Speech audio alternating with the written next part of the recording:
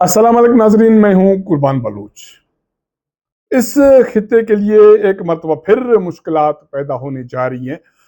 اسرائیل نے ایران پر سخت حملے کیے ہیں اور ایران نے یہ اعلان کیا ہے کہ بھرپور جوابی کارروائی کی جائے گی، اور اس کے ساتھ ساتھ اگر اس کشیدگی میں یا ایران کے رد عمل کے بعد امریکہ صاحب بہادر بھی اس کشیدگی میں شامل ہو جاتا ہے تو پھر یقیناً اس خطے میں جو ممالک ہیں ان کے لیے مشکلات بڑھ جائیں گی، اور پاکستان کے لیے بھی، اور جو برادر اسلامی ممالک ہے ترکیہ کے لیے بھی، اور باقی جو اسلامی ممالک ہیں ان کے لیے بھی مشکلات بڑھ جائیں گی۔ پچھلے دنوں جب امریکی صاحب بہادر کے صدر ڈونلڈ ٹرمپ نے مسلم ممالک کا دورہ کیا تھا، تو اس وقت بھی شک یہی کیا جا رہا تھا کہ یہ جو یاری بڑھ رہی ہے، مستقبل میں کسی نہ کسی حوالے سے امریکہ اسرائیل کے ذریعے ایران پر حملہ کرے گا، اور نشانہ ایران بھی ہے اور نشانہ اس خطے میں چین بھی ہے۔ تو ڈونلڈ ٹرمپ نے سعودی عربیہ، امارات، قطر اور باقی جو اسلامی ممالک کے دورے کے دوران ان ممالک کی تعریف کی، اور ان ممالک کے ساتھ ساتھ وہ پاکستان کی مسلسل تعریف کرتا رہا۔ 2 روز پہلے بھی سینٹ کام کے جو سربراہ ہیں انہوں نے پاکستان کی تعریف کی، اور فیلڈ مارشل نے امریکہ کا دورہ کیا۔ آج صبح اسرائیل نے 5 مراحل میں ایران کے مختلف 8 ٹھکانوں کو نشانہ بنایا۔ اس میں نیوکلر ٹھکانے شامل ہیں، اس میں میزائل ٹھکانے شامل ہیں، اور ایئر ڈیفنس شامل ہے۔ اس کے علاوہ انہوں نے جو رہائشی علاقے ہیں ان کو بھی نشانہ بنایا، جس کی وجہ سے جو ایرانی فوج کے جو سربراہ تھے، چیف آف اسٹاف محمد بغیری، وہ شہید ہو گئے۔ اس کے علاوہ جو ایران کے پاسداران انقلاب کے سربراہ تھے حسین سلامی، وہ شہید ہو گئے، اور Iran airspace commander brigadier general Amir Ali بھی شہید ہو گئے، اور اس کے علاوہ 2 سائنسدان شہید ہو گئے، اور بہت سارے لوگ اس حملے میں زخمی ہو گئے۔ اسرائیل نے نہ صرف یہ حملہ کیا، اسرائیل کا دعویٰ ہے کہ ان کی ایجنسی موساد نے اور ایجنٹس نے ایران میں گھس کر مختلف جو ان کے سربراہان تھے جو شہید ہوئے ان کو نشانہ بنایا، اور ان کے جو نیوکلر اور جو ایٹمی میزائل سسٹم تھا یا جو ایئر ڈیفنس سسٹم تھا اس کو ناکارہ بنایا، اور ان کے خلاف وہاں اندر جا کر گھس کر کارروائیاں کی ہیں۔ اور نہ صرف یہ بات ہے کہ ان کا یہ بھی کہنا ہے کہ ایران کے خلاف مسلسل یہ حملے جاری رہیں گے۔ اس دوران جو اسلامی ممالک ہیں انہوں نے اسرائیل کے حملے کی مذمت کی ہے، اور مذمتی قراردادیں بھی جو پارلیمان ہے، سینٹس ہیں یا مختلف ادارے ہیں ان سے منظور کروائے ہیں۔ اب سوال یہ اٹھتا ہے کہ کیا اسرائیل، جس نے برملا یہ کہا ہے کہ ایران کے خلاف مسلسل حملے جاری رہیں گے، تو کیا ایران ان مذمتی قراردادوں سے حملے روک دے گا یا باز آ جائے گا، جبکہ وہ پچھلے 14 ماہ سے غزہ میں انسان سوز کارروائیاں کر رہا ہے؟ بچے، خواتین، بوڑھے، ہزاروں لوگ، تقریباً 55,000 لوگ شہید ہو گئے، لاکھوں لوگ زخمی ہیں، وہاں انفراسٹرکچر، شہر تباہ و برباد کیے گئے، اور خوراک کے حوالے سے رسد بند کر دی گئی ہے۔ جو بھی وہاں خوراک فراہم کرنے کی کوشش کر رہا ہے ان کے خلاف کارروائی کی جا رہی ہے، ان کو گرفتار کیا جا رہا ہے، ان کو مارا جا رہا ہے، قتل کیا جا رہا ہے۔ تو کیا اسرائیل، جنہوں نے ایران پر یہ حملہ کیا اور شدید قسم کی کارروائی کی، نہ صرف کارروائی کی، یہ تسلیم کیا کہ ایران کے اندر گھس کر موساد نے اور اس کے ایجنٹس نے कार्रवाइयाँ की हैं, लोगों को शहीद किया है और उनके न्यूक्लियर और मिसाइल जो एयर बेसेस थे उनको डिफंक्शनल किया है। और उसके अलावा ये भी धमकी दी है कि ईरान के खिलाफ मुसलसल कार्रवाइयाँ जारी रहेंगी। अमेरिका साहब,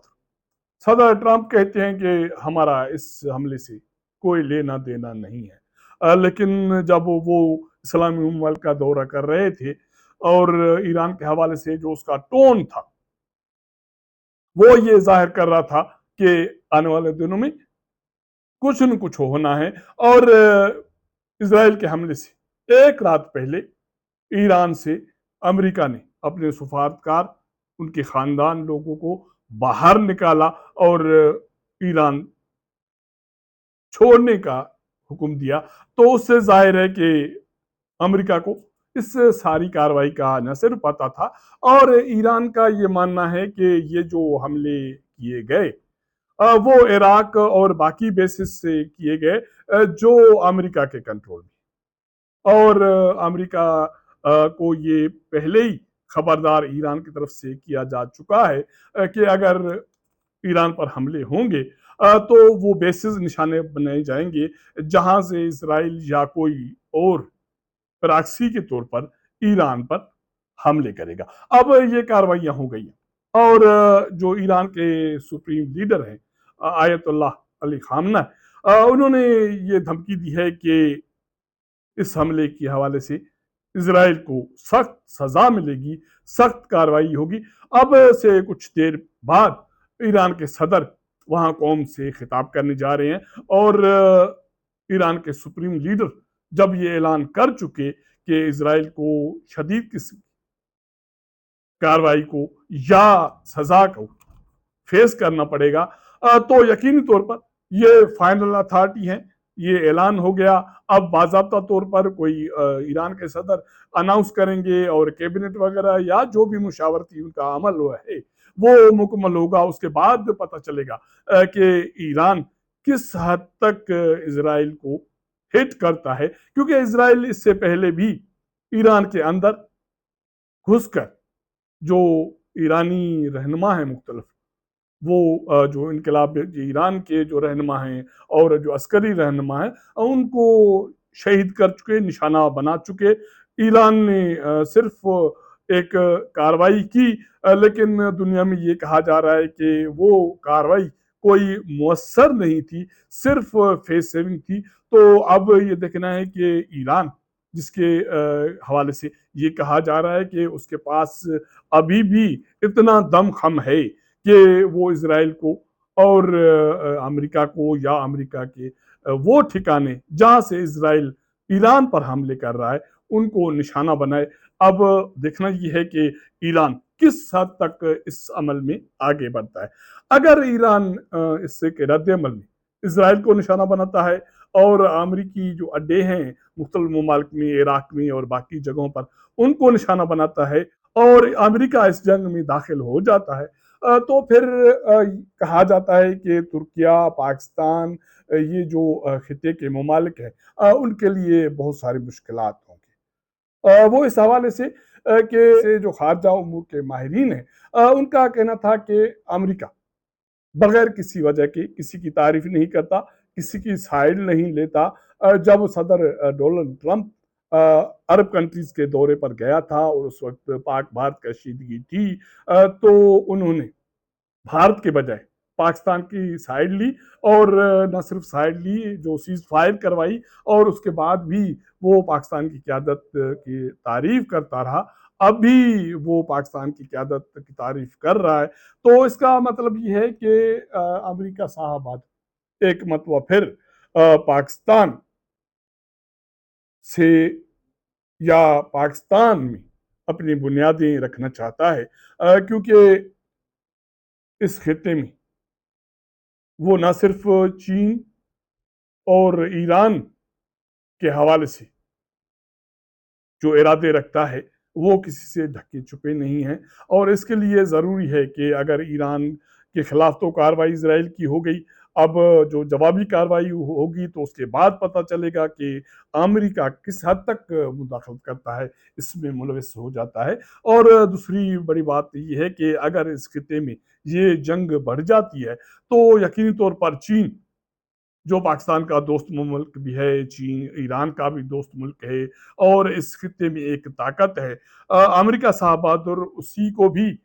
کہیں نہ کہیں کسی حوالے سے مات دینا چاہتا ہے، اور یہی وجہ ہے کہ وہ پاکستان کے سائڈ پر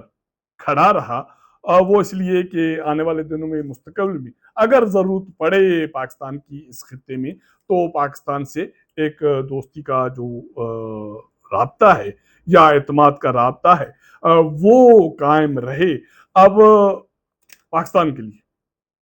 آنے والے دنوں میں اگر یہ صورتحال، یہ جنگ بڑھ جاتی ہے تو فیصلہ کن یہ صورتحال ہوگی، کیونکہ چین پاکستان کا برادر اور اسٹریٹجک پارٹنر ملک ہے، دوست ملک ہے۔ ان کی نہ صرف جو سرمایہ کاری ہے پاکستان میں، حالیہ دنوں میں جو بھارت کے ساتھ کشیدگی ہوئی ہے اس میں بھی چین نے بڑھ چڑھ کر پاکستان کا ساتھ دیا، اور اسی طرح باقی اسلامی ممالک نے ساتھ دیا۔ لیکن جو اسلامی ممالک کی صورتحال ہے کہ اسرائیل کے حوالے سے کہ صرف مذمتی قراردادیں، مذمتی بیان، تو اس مذمتی قراردادوں سے، مذمتی بیانات سے اسرائیل کو نہیں روکا جا سکتا، جیسے غزہ میں تباہی سے اس کو پچھلے 14 ماہ سے کوئی روک نہیں سکا، کیونکہ اس کے پیچھے امریکہ صاحب بہادر ہے، اور ایران کو بھی پتہ ہے، پاکستان کو پتہ ہے، دنیا کو پتہ ہے کہ اسرائیل جو کچھ کر رہا ہے، اس کے پاس جو ٹیکنالوجی ہے، جو جنگی طاقت ہے، وہ آلموسٹ امریکی ہے، اور اسی کے بل بوتے پر وہ غزہ کی تباہی کے بعد کے علاوہ جو اڑوس پڑوس کے ممالک ہیں مسلم، ان کی تباہی کے بعد انہوں نے ایران پر حملہ کیا ہے، اور اب یہ خطہ جنگ کے لپیٹ میں ہے۔ ایران کے رد عمل کے بعد پتہ چلے گا کہ یہ صورتحال کس حد تک اس خطے کے لیے ایک مرتبہ پھر خطرناک بنتی ہے۔ اگر یہ میرا ولاگ آپ کو پسند آئے تو اپنے دوستوں کے ساتھ ضرور شیئر کیجئے گا، اپنا فیڈ بیک دیجئے گا۔ آپ کے ساتھ ملاقات کریں گے اگلے پروگرام میں، تب تک اجازت دیجئے گا۔ اللہ حافظ۔